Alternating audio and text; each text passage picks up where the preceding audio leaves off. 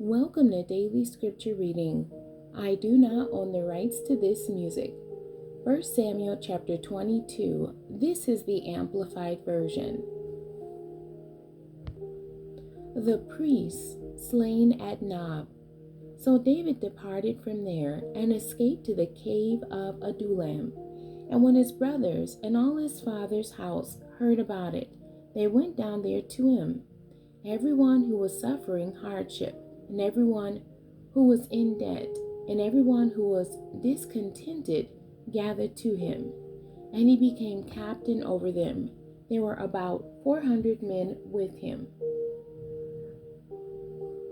And David went from there to Mizpah of Moab, and he said to the king of Moab, "Please let my father and my mother come out of Judah and stay with you until I know what God will do for me."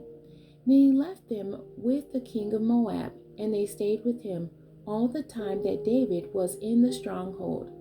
Then the prophet Gad said to David, "Do not stay in the stronghold.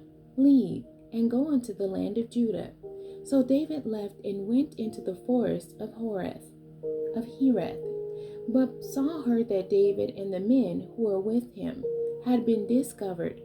Now Saul was in Gibeah, sitting under the tamarisk tree on the high place with his spear in his hand, and all his servants were standing around him.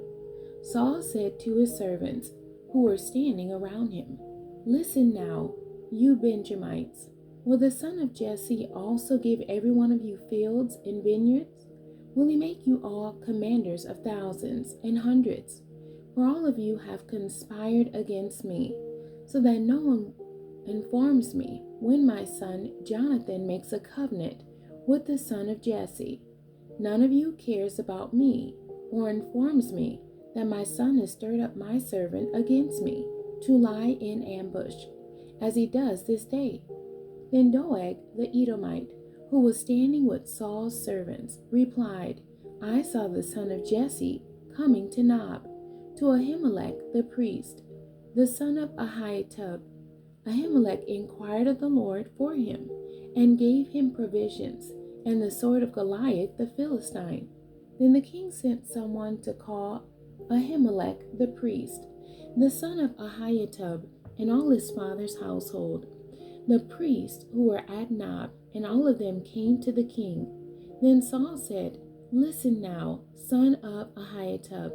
He replied, "Here I am, at your service, my lord." Saul said to him, "Why have you and the son of Jesse conspired against me, and that you have given him bread and a sword, and have inquired of God for him, so he would rebel against me by lying in ambush, as he does this day?" Then Abimelech answered the king, "And who among all your servants is as faithful and trustworthy as David, who is the king's son-in-law, and who is captain over your guard and your confidant, and is honored in your house? Did I just begin to inquire of God for him today? Far be it from me.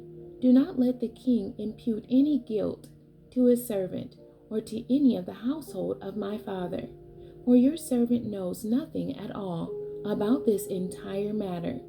But Saul said, "Be assured that you shall die, Ahimelech, you and all your father's household, extended family." And the king said to the guards who stood around him, "Turn around and kill the priests of the Lord, because their loyalty also is with David, and because they knew that he was fleeing and did not inform me." But the servants of the king were not willing to put out their hands to attack the Lord's priest. So the king said to Doeg, "You turn around and attack the priest." And Doeg the Edomite turned and attacked the priest. And that day he killed 85 men who wore the priest's linen ephod. And he struck Nob, the city of the priests, with the edge of the sword, both men and women, children and infants. Also he struck oxen and donkeys and sheep with the edge of the sword. Well, one of the sons of Ahimelech, the son of Ahitub, named Abiathar, escaped and fled to David. Abiathar told David that Saul had murdered the Lord's priest. Then David said to Abiathar, I knew that day, when Doeg the Edomite was there, that he will certainly tell Saul, I have brought about the death of everyone in your father's household, extended family. Stay with me.